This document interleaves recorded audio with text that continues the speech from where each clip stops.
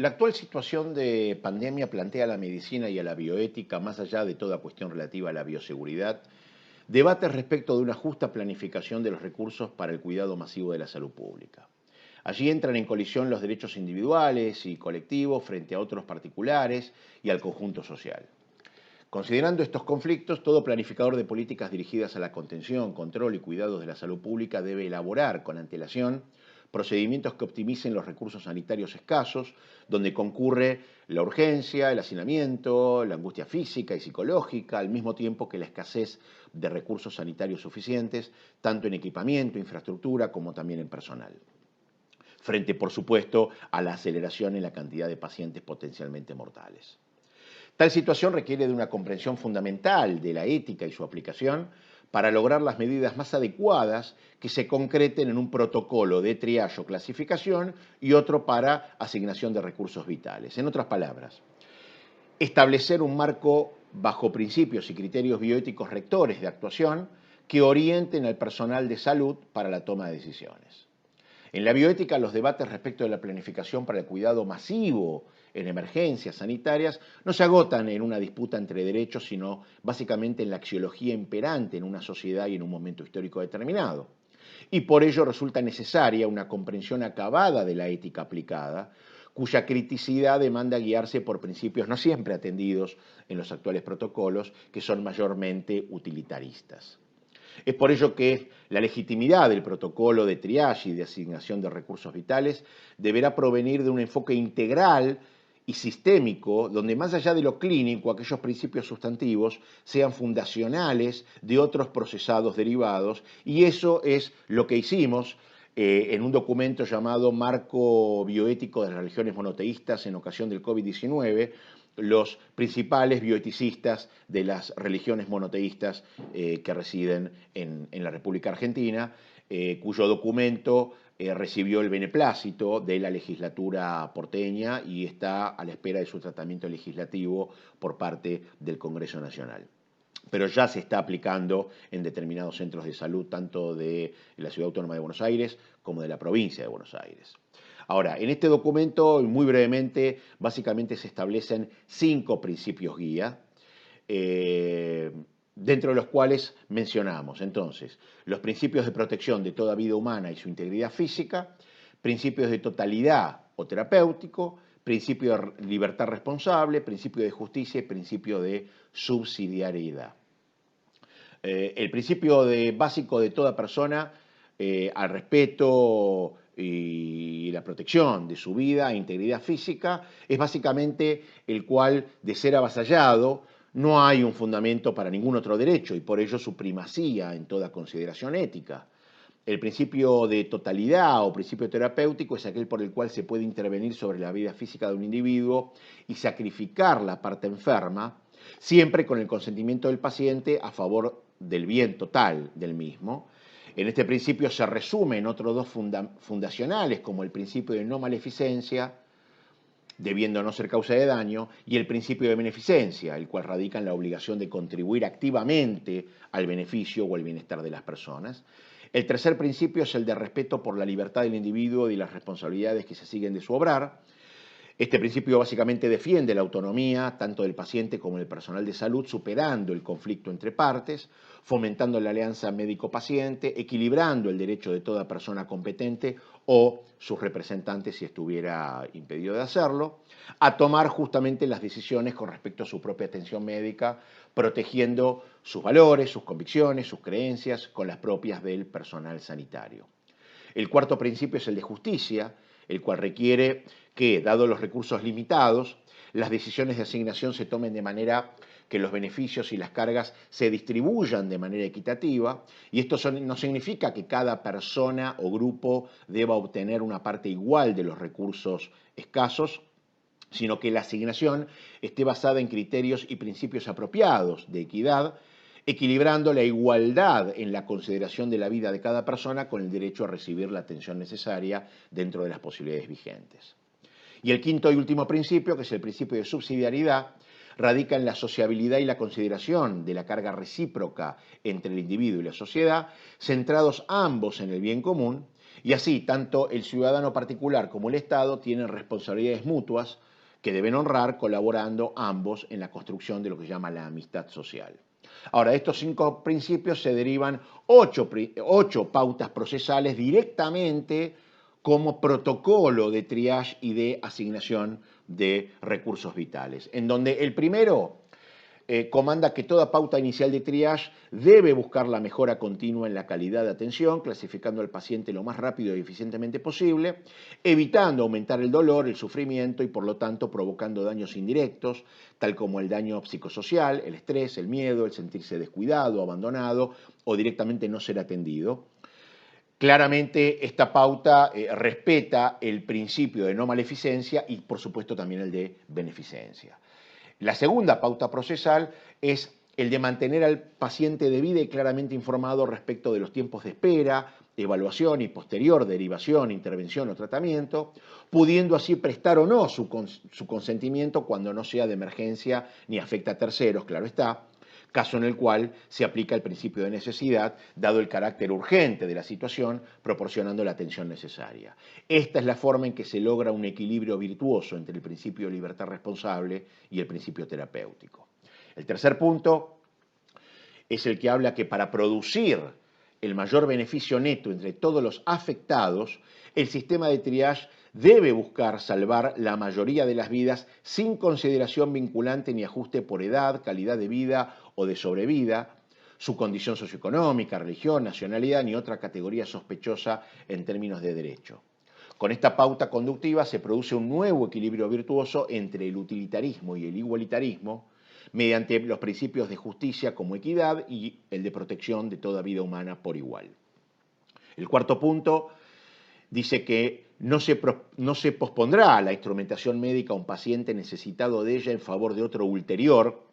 que eventualmente tenga mayor viabilidad o bien pudiera encontrarse más grave. Aquí se plasma conductivamente el principio por el cual el médico asume su contrato fiduciario con su paciente en el momento de conocimiento o contacto con éste. El quinto punto es el que comanda establecer medidas tales que minimicen la posibilidad de error en la asignación de recursos y por sobre todo aquellos que deban permanecer fijados al cuerpo del paciente, como un respirador, por ejemplo, evitando en la medida de lo posible que otro paciente crítico pero con mayor probabilidad de sobrevida se vea impedido de lograrla debido a otro con menor o con ninguna, pero que habiéndolo antecedido se prohíbe su desconexión, desalojo, desatención, cuando ello repercuta en la salud de aquel primero. Nuevamente aquí se manifiesta el principio fiduciario médico-paciente y el límite a todo utilitarismo social, respetando el principio de protección de toda vida humana y el principio terapéutico. El sexto punto es el que habla del establecimiento de las prioridades en la atención, que es por contacto con el centro de salud acorde al protocolo sanitario vigente, y ante la simultaneidad ocasional y en similar gravedad, se otorgará prioridad a los habientes de mayor posibilidad de sobrevida o de mayor prognosis clínica. Ahora, en caso de igualdad de estado crítico, deberá el médico discernir alguna significativa menor probabilidad de sobrevida de uno respecto de otro, incluso debido al conocimiento o recursos disponibles, priorizando el de mayor probabilidad de sobrevida o prognosis clínica o supervivencia, o a quien ciertamente él pueda curar. Ahora, en caso de igual probabilidad de prognosis clínica o supervivencia, y que a juicio del médico solo puede atender a uno, el profesional debe entonces priorizar aquel que representa mayor gravedad. Y en caso extremo, donde haya una a priori paridad en ocasión, gravedad y supervivencia o probabilidad de supervivencia, el facultativo debe indagar algún factor clínico de recursos humanos o de atinencia paratológica que sea desequilibrante para priorizar jerárquica y deontológicamente su elección por una acción respecto de otra dentro de estos mismos criterios mencionados. Aquí confluyen de forma armónica aquellos 5 principios, no solo manteniendo la propia deontología profesional médica, sino también evitando la deshumanización de la práctica médica y la cosificación del paciente. Esta medida además resuelve la gravedad del establecer un criterio etario de exclusión a los recursos vitales, así como también la gravedad de establecer mecanismos azarosos en caso de pacientes con paridad en gravedad y pronóstico clínico de supervivencia. En primer lugar, porque el problema fundamental del criterio de exclusión etaria es que pondera la vida cuantitativamente, cuando en verdad la vida es un bien ontológico per se, no pudiendo racionarse sin un sesgo parcial e ideológico y por ende siempre arbitrario. Y este racionar cuantitativo y cualitativo de la vida no solo viola el principio de no arbitrariedad como condición necesaria de toda ética, sino que además contraría el hecho que la vida es un bien tutelado cuya igualdad se expresa como postulado declarado ya en la Convención Americana sobre Derechos Humanos, cuando determina que toda persona tiene derecho a que se respete su vida y que nadie puede ser privado de la vida arbitrariamente. Y más aún, bajo el propio principio hermenéutico del derecho que indica que donde la ley no distingue, tampoco nosotros debemos hacerlo. Luego, vulnerar este postulado y distinguir las vidas ponderándolas cuantitativa o cualitativamente conlleva también, entre otros muchos absurdos, el de calificar penalmente un homicidio de un anciano o de un pobre como menos grave respecto del homicidio de un adolescente o un rico, dado que aquellos primeros tenían menor cantidad de vida disponible o menor oportunidad respectivamente, en relación al adolescente o al rico cuya privación de la vida implica la de mayor cantidad potencial de años de vida o de cumplir mayores oportunidades a su alcance. Es decir, la incoherencia de estos criterios con los plexos normativos vigentes en otras disciplinas conlleva además que para priorizar la atención médica, entonces el personal sanitario deberá analizar y juzgar socioculturalmente la situación personal de cada paciente, su posible devenir futuro, en relación de sus posibilidades de realizar una vida plena, es decir, se cae en un utilitarismo social, elitista, más allá de evidencias clínicas, de diagnóstico, en donde siempre los pobres, los ancianos, son los más desfavorecidos, profundizando las desigualdades estructurales de nuestra sociedad. Y respecto justamente del criterio por azar, esta medida, ¿no?, que habíamos comentado, resuelve también el absurdo mecanismo azaroso para dirimir entre a priori paridades en la gravedad de los pacientes, tirando una moneda, bajo la cierta falacia de una neutralidad moral o probabilística, porque no solo el azar no es neutralidad moral, es precisamente, para eso está el protocolo, ¿no?, que es para evitar la discrecionalidad, sino que además dejar la vida o la muerte al azar constituye precisamente una inherente falta de guía axiológica de la voluntad para decidir una acción. Y esto es porque el acto de decisión central y constitutivo de la ética significa precisamente la interrupción de un devenir determinado mediante un juicio de valor con el fin de llevar a cabo un curso de acción. Ahora bien, esa decisión como acto voluntario puede ser deliberada cuando está vinculada con valores, con razones,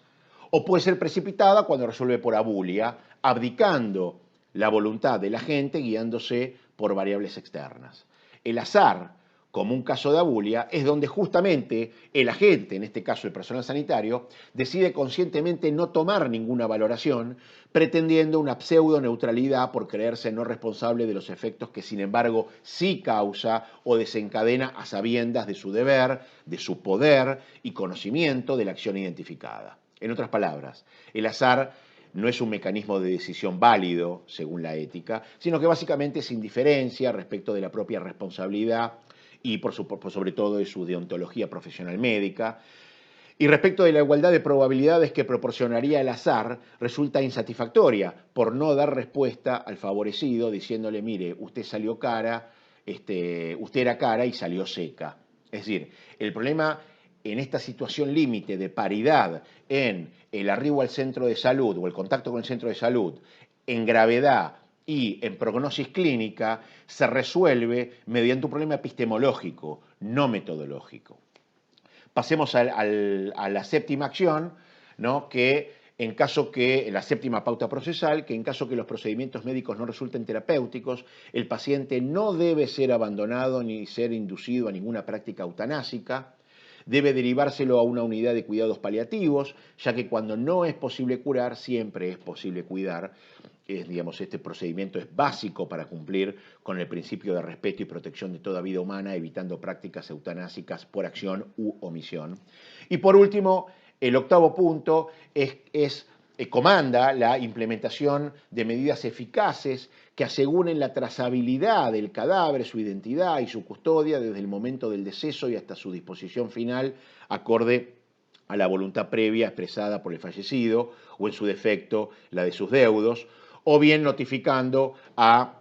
las instituciones religiosas de referencia, previa identificación mediante indicios del credo del fallecido, respetando así los derechos de libertad de culto, diversidad y no discriminación, permitiendo la inhumación del cadáver, por ejemplo, frente a cultos donde la cremación está absolutamente prohibida. Mismo punto incluye también el protocolo para